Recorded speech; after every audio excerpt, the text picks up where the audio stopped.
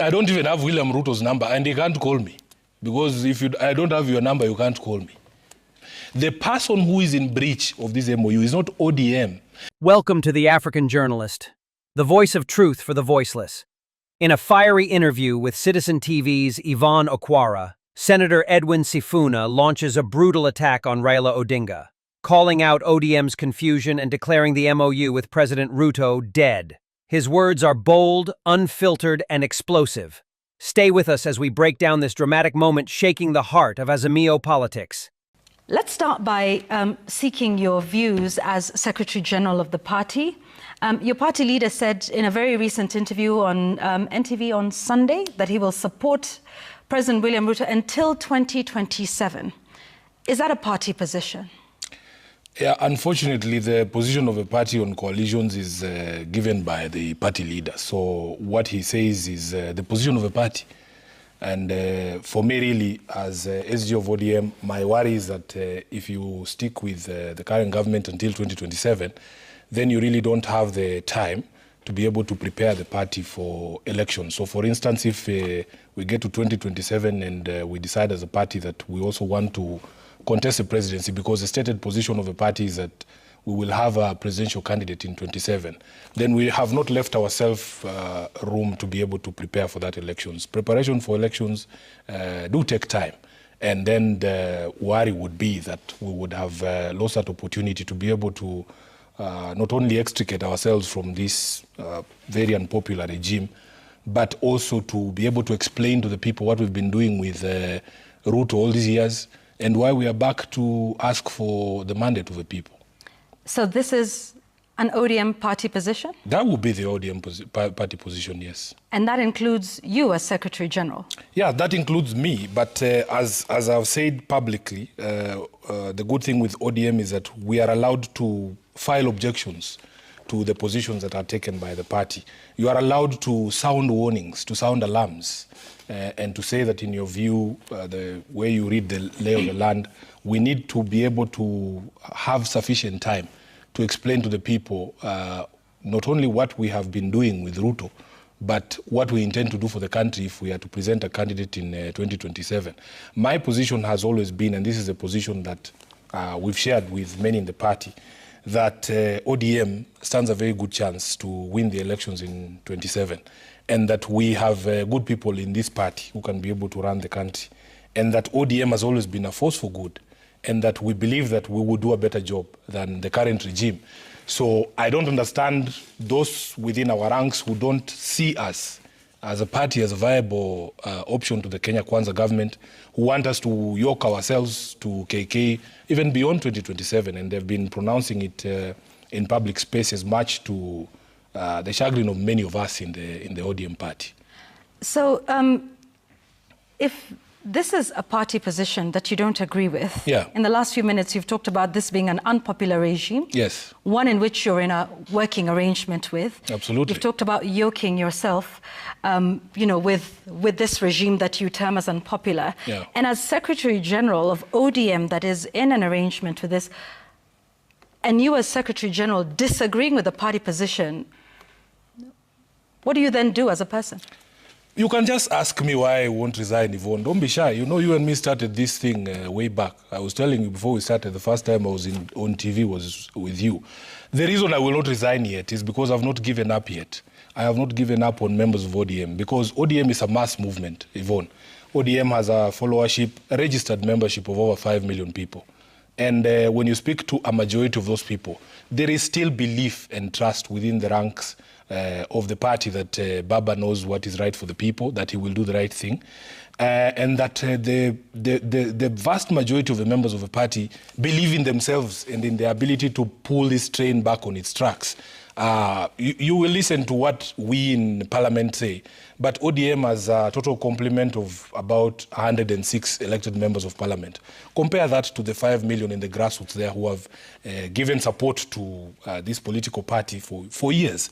Secondly, many of us, like I personally, speaking as Sifuna, I have known one political leader all my life. I tell the story of how I became interested in politics in 2002. I was at the university. We were the kids who were singing, "Yote yote yawezekana bila Moi. I have not listened to another political leader, including those ones who run around from Ushago. I have listened to Raila Odinga all these years, and ODM as an institution, Yvonne, has existed for 20 years. It takes a lot of blood and sweat and pain to build an institution the size of ODM and to have that longevity for all that time.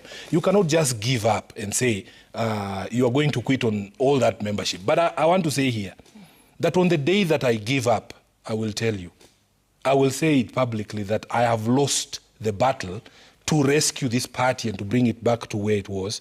And we will have lost collectively as members of ODM, because I cannot do this thing on myself or on my own. So the day I give up, I will let the country know that I tried my best, but I lost that battle, and then we will take decisions from there. Is ODM headed in the right direction with the current arrangement and the current status? Let's just say that there's a lot of confusion. I have told my party leader that there was a time when it was very easy to be SG of ODM. You would wake me up in the middle of the night and ask me anything, because what we agreed is that you can compromise on tactics, but you can never compromise on your values. There is things that ODM stands for. If you woke me up in the middle of the night and asked me my position on devolution, my position on rights under Article 37, for instance, I would give you an answer straight away. But right now, there is a lot of confusion, because I come to these shows and to the media and in those public barazas, and I struggle to explain that we're the same political party. Then you will see a member of ODM who maybe used to hold a premier position, now is a cabinet secretary, say the exact same opposite. It leaves our support very, very confused. And I want to apologize to members of ODM today for all the confusion we as a leadership have caused, because it is very difficult now to discern the position of ODM on major issues. And that is the biggest sadness, because it should be easy. It should be easy. When a member of ODM proposes a bill saying, oh, we want to limit the rights under Article 37. What is ODM without Article 37? What is ODM without street protests? What is ODM? ODM is a movement that has been built on the strength of the people. So you cannot be the ones telling us today that, oh, you are sponsoring a bill to limit the rights under Article 37. We swore to this constitution. And that is where confusion comes in for people like me, because I now can no longer pronounce myself authoritatively on the position of a party when it comes to the rights under Article 37. You know? And that is where the difficulty begins. So you say it's confused. You yourself cannot articulate the values and the position of the party. Correct. As Secretary General. Because that position is difficult to discern when we don't have a unified position we are all speaking from as members of a party. It is essentially the Wild West now. Everybody is just doing what they want. Somebody will wake up, they are elected on ODM, they say, oh, they are forgotten. They're forgotten that Raila Odinga is still the leader of the party. They're forgotten that ODM still exists to fight for political power. You are already supporting a third party for re-election. Why do we exist as a political party if you're going to shout the slogans of other political parties? So, Senator, if as Secretary General you feel this strongly about the party yes. That you lead in position of Secretary General, in other democracies, Senator, you would resign. That's what I'm telling you. I have not given up. You still think there is hope? I also believe in my own power of persuasion, even within the party, to be able to pull the train back on its tracks. And I've told you, it will be very difficult for me to abandon all those 5 million people who believe that the leadership of the party will do what is right when the time comes. So until we cross that bridge, when we reach that bridge, I am a very forthright and open person. I will let the public know that I have done my best, but I've been unable to convince the party that the path that we have taken is not the right path. Well, let's speak about that power of persuasion, because structurally, as the Secretary General yes. Of a party, that role is a platform of advice and perhaps direction. Absolutely. Right? Upwards, downwards. Absolutely. Sometimes both ways. Have you lost that power of persuasion in the party when we see the party leader saying something different from you? The party chair says something different. You yourself are expressing shock and dismay at a proposal of a bill by one of your own members. So what kind of advice have you ever provided to the party leader? Let's speak particularly with regards to, this current... Decisions of ODM are made in a collegiate manner. Like, you will have a meeting, and in that meeting, of course, not everybody will see the things or everything from the same perspective. So I will give my perspective, and majority or more of the people that are present in that room will give a different perspective. That is not to mean that I've lost my power of persuasion, because there are fights that I have won in that political party. Because it doesn't seem like you're winning any battles in your party. Lately, there are not too many. Right. Lately, there are not too many. Like, I am on record having advised a party against doing this MOU with UDA. And they still went ahead. We still went ahead and entered that MOU. But you see, the beauty is that you are proven right every day. I warned that the problem with doing a formal MOU with UDA is that it didn't matter what the MOU said. The people from UDA, the government, William Ruto, is not interested in the details of the MOU. And that is why he gets upset when I remind him what the MOU said. You know, they wanted a document that they could then go and, run a PR campaign around and say, oh, tumeungana, we are together. That is not what this document says. This document does not establish a coalition agreement between ODM and UDA. But that's the impression they've been creating. They go out there and say, and I had warned that the PR disaster that was going to come from this was going to be something that was going to be very difficult to manage. Unfortunately, the foremost PR officer for the party is the SG. And that is where I'm saying there's difficulty that has come from this. Recently, we had another meeting, and there was a proposal to have a team to review the implementation of this MOU. I have asked respectfully that I be left out of that team, because I have already declared this MOU dead. I have already done so publicly. So there is no point. I'm not a mortician. There's no point of me going to go through a document that I've already declared dead. And the reason I declared this MOU dead is because the initial argument for entering into this MOU was twofold. First of all, it was for the sustenance of life. For the sustenance of life, that we were losing people unnecessarily. That can we all agree that this is not something we need to continue doing? We need to stop killing our people. That was the first argument. The second argument was the sustenance of the democratic state. So Ruto is getting his end of the bargain because the democratic state is being sustained at least until 2027. But our people are not getting there. They're still being killed. So on the day that Albert Ojwang dies in a police cell, to me, this agreement is dead, because it doesn't matter what else you do, Albert will not be able to enjoy that. Okay. You know? Let me ask you this. Yeah. Have you told this to your party leader? I have. I have spoken with Baba. I have explained to him my frustrations, the difficulties of having to explain what we are doing with this rogue regime, the confusion that has come upon my mind, because this is not what I was taught. You know, me, I don't know how I can explain. Because I've told you I've only known one leader. I've only known one political party. I know what this party stands for. So every time there is things that are at odds with what I have been taught, have been conditioned to believe, then the confusion becomes too much for me. So I have expressed that. And what does he say in response? So there is many private conversations, the details of which that I cannot share. But for you and your viewers, just know that there is nothing that I can say publicly that I have not said privately to my party leader. And I have a lot of respect for him. He's molded me into the person that I am. And even today, he continues to listen to objections. By the way, it's not just Sifuna who objects to some of these things. Feedback comes from across the country, because Baba has possibly the best grassroots network in this country. And they are telling him from Mandera, from Tana River, from the coast, from Northeastern, they're saying this relationship is hurting our political party. All right. Let me ask you about that relationship for a moment. Holding a key office in ODM, which has been in this working arrangement with the Kenya Kwanza administration, have you ever been contacted by President William Ruto on any issue relating to this broad-based working arrangement? No. I don't even have William Ruto's number, and he can't call me. Because if I don't have your number, you can't call me. Let's speak a little bit more about him. At an event in Homa Bay, President Ruto, speaking in front of your party leader, expressed displeasure over your stance on the broad-based politics. And he said, as founding member of ODM, they would get together and sort of find a way to reprimand you. Tell us if anything has come of this threat.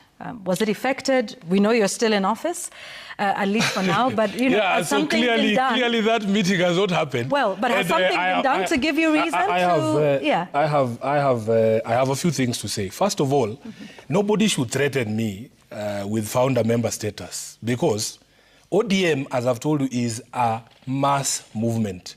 If it was just the leaders, ODM would not exist. I have told you, we are the kids who were singing in the streets those days that gave this mass movement called ODM, because you need the people for you to be able to say that you are a mass movement. In 2005, we voted against the proposed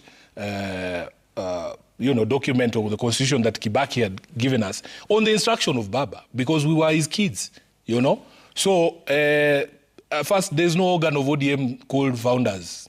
There's no organ, and he's not a member of the party. We have a disciplinary committee that is headed by Ramadan Abubakar, who happens to be a birthday boy today. So shout out to him.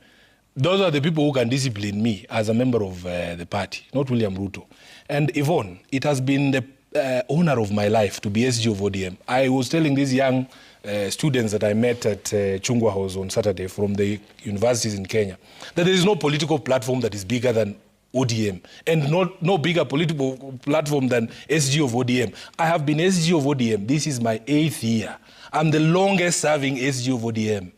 There is a contribution that I've made to the party. I would not feel bad if they gave opportunity to somebody else, because Sifuna now is saying that the party has taken a wrong direction. I will not begrudge anyone. I would actually understand it, So him threatening me there in front of people, and the reason why he was saying all of those things, Yvonne, you can look at the speech that I made on that particular day. What is it that I said that was so offensive? I asked him to stop tear gassing young children, to allow a play by a high school to be performed.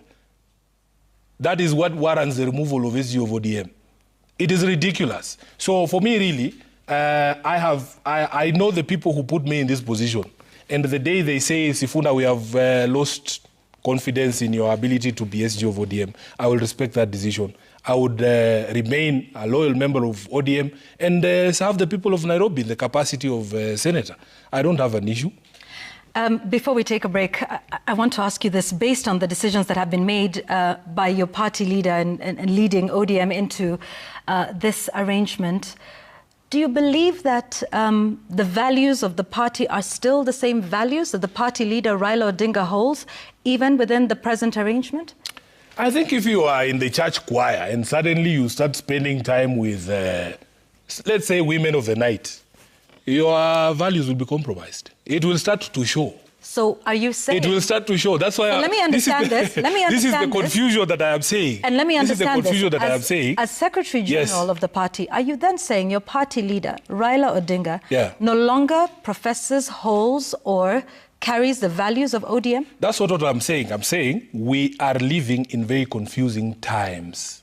Let me give you the best. Is he confused? Let me give you the best Because I'm asking you specifically about Raila Odinga and whether you think no, I don't he think still holds the same principles and values. I think he does. As ODM. I think he does, but the association we have with UDA starts to blur the lines. I'll give you the best example. I, as a member of ODM, believe in devolution. And believing in devolution means that, for instance, national government has no business undertaking county projects. This is something, if you woke me up in the middle of the night, that's exactly what I would say. So that's what I'm saying. Yeah. When because of this association, we have to join Ruto to launch markets built by the national government, that is the confusion that I'm talking about, that the lines become blurry. But it is out of this association. I personally believe that if this association were to be put to an end, ODM's values are still intact. If they're blurred, are they still intact? Yes. And being blurred by the person who is the party leader. It is blurred by the association. So you have to appear at these events. For instance, me, I've taken the position that... But these are very clear things that your own party leader is saying. So that's what I'm saying. Support. That's what I'm saying. So who's blurring the lines? It is because of that proximity. That proximity is what is causing the blurring of the lines. And if there is material... That's what I'm saying. That proximity, Senator? All of us. All of us, because we signed a document as a party, all of us. So immediately there is material separation between our two political parties. You will see clarity So you're also blurring the lines as Secretary General. I have taken opportunity here to even apologize to the members of ODM for the confusion we as a leadership, because I'm in the leadership. I can't run away from that. I am in the leadership. People have reminded me 1,000 times that they saw me at KICC. Yeah. Do you know they were not expecting me to come to KICC? I was wondering why. Why would you not expect me to come to KICC? I have a responsibility under the constitution of a party to make sure that things are done properly. And I'm actually very proud of this document, Yvonne. If you go through the document, these are the values of ODM. The person who is in breach of this MOU is not ODM, because the responsibility, for instance, not to kill Kenyans is not upon ODM. We do not own instruments of violence. So why should ODM continue to stick in an arrangement? This is the question that I, as Sifuna, have been asking, because I have said there has been material breach of this agreement, so that we should be released from our responsibilities. Okay, let's talk just very quickly about that arrangement. There is a section, and many of young Kenyans, who feel that ODM as a party rode on the coattails of the protests last year. That Raila Odinga as party leader took advantage of those protests and went in to make a deal that was personal for ODM, personal for Raila Odinga, to the detriment, and in some cases to the death, of those who are out on the streets. So my question to you is, do you take responsibility for the way people feel that ODM really rode on the backs of what was a legitimate protest for the calls for good governance, and rode that for personal benefit, rather than for of the people? For me, that is the most unfortunate and unfair accusation, because there is timelines, Yvonne. There is timelines. By the time these gentlemen, my former chair, my former deputy party leader, were joining government, the protests were over.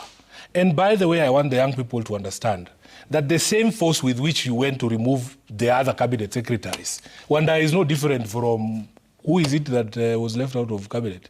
Give me a name. He is no different. If today you decided that you want to storm State House, Wanda cannot stop you. How? How does he stop you? So what we are saying is this. After the protest of June 24th, there was an impasse. And for me, I remember sitting, we were also very frustrated. We were saying, can this Gen Z finish the job? Can they finish the job? Because the country cannot just stay in limbo. By finish the job, you mean? Kick him out. That was the rallying call.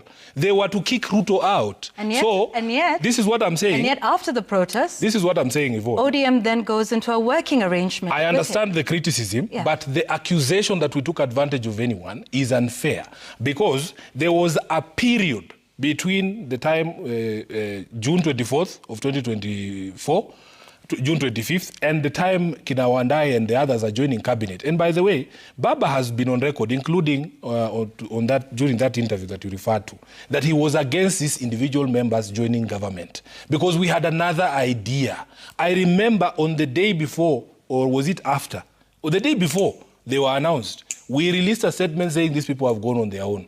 Because the idea was this, Yvonne, and I know you'll not believe me, I can see the way you're looking at me. The idea was that, but truth is truth. It doesn't change depending on whether you think Sifuna is lying or not. The truth is the truth. The idea at that particular moment in time was to have a conversation with William Ruto to have a transitional mechanism that would restore the country back to the people. That was the original idea. He called these people individually. And by the way, people have never asked themselves, what is the profile of the people who accepted those jobs? Tell us. You know them. No, you Yvonne, you know them. What is the profile? These are your own party members. No, what is their profile? In terms of the time that I've been in public service, what is their profile? So what are you saying about them? That's what I'm saying. These people, there was no discussion between ODM and UDA to say, oh, who can you offer us? Who can you offer us? And Baba has said publicly. I want us to go back to that, because you're raising something there. The profile of these people, and let's be clear about who they are. They're not strangers. They are members of your party, and they continue to insist that they're members of ODM. The Cabinet Secretary in charge of Treasury, that's John Mbadi. The Cabinet Secretary in charge of Mining, that's Ali Hassan Joho. The Cabinet Secretary in charge of Energy, Opiyo Wandayi, who you've mentioned. Also the Cabinet Secretary in charge of Cooperatives. What are you saying about their profile? Yeah, what is their profile in terms of public service? People have been members of parliament for multiple terms. People have been cabinet secretaries before, way back when I was still in school. They have done 2 terms as governors. Are you getting what I'm saying? No, please tell me. Okay.